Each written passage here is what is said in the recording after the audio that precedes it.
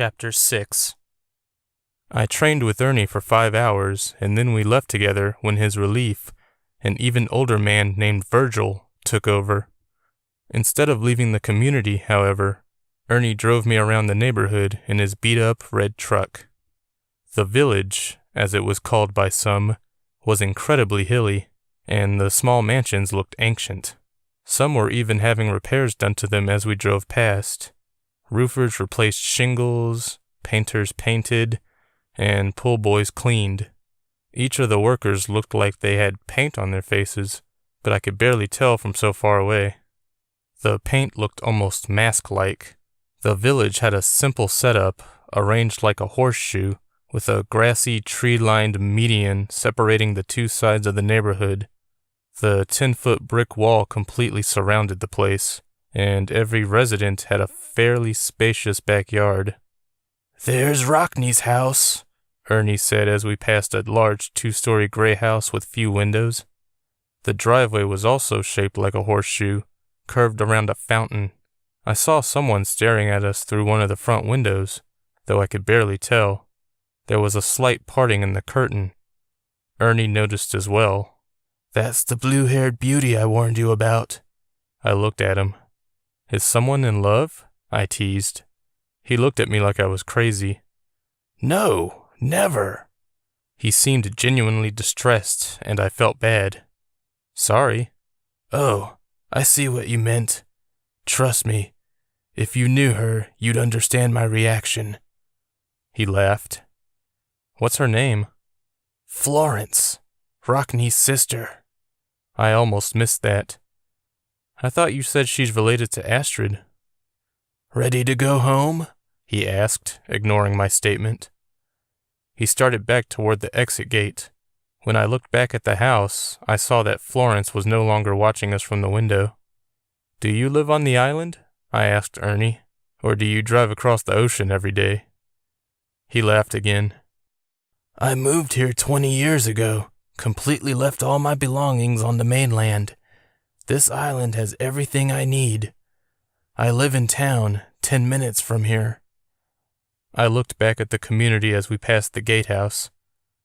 What is this place? Why is it here? "Well, that's an interesting, complicated story." "My favorite kind," I joked. I hated complicated stories. "It started a long time ago, when Rockney lived on the mainland. Believe it or not, he's the last living wizard in the country, one of the last living in the world.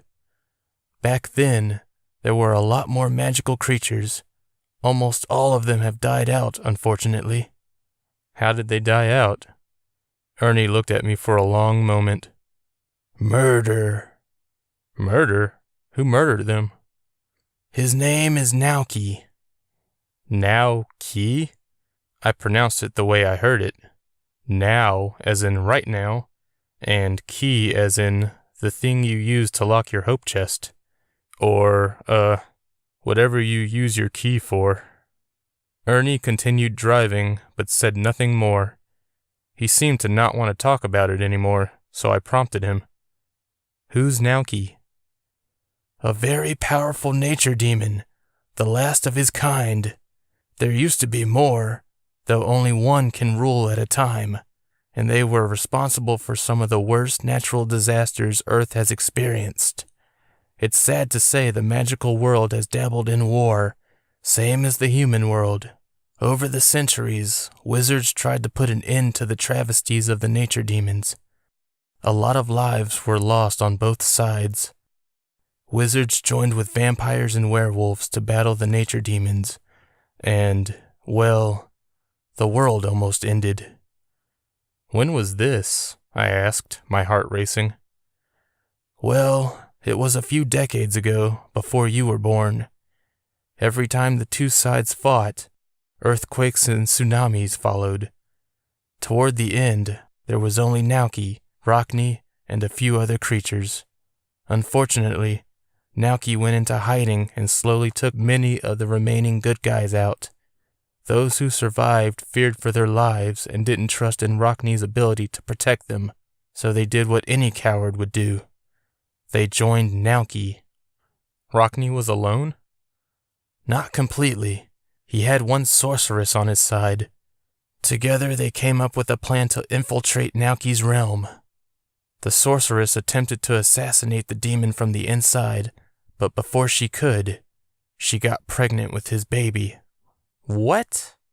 She didn't love him, mind you, Ernie added quickly.